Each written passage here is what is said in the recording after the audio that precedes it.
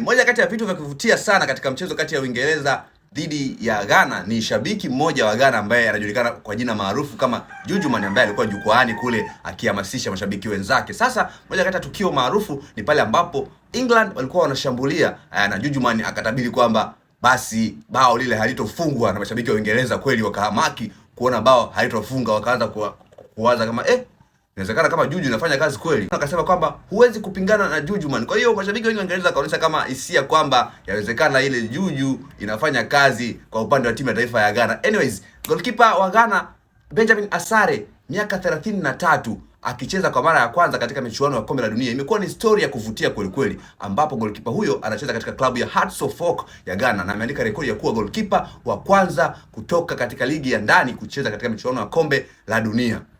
Benjamin Asare amefanya debut yake katika timu ya taifa ya Ghana mwaka jana tu.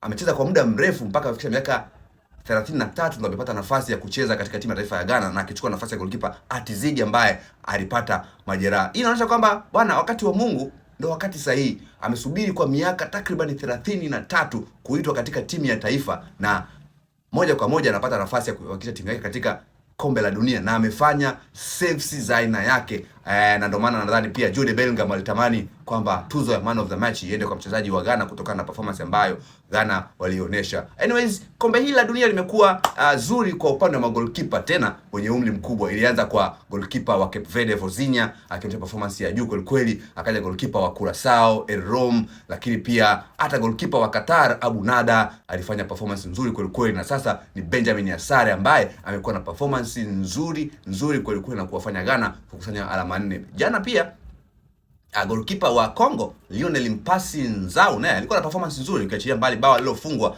lakini pia alifanya kitu ambacho ni kizuri kweli kweli.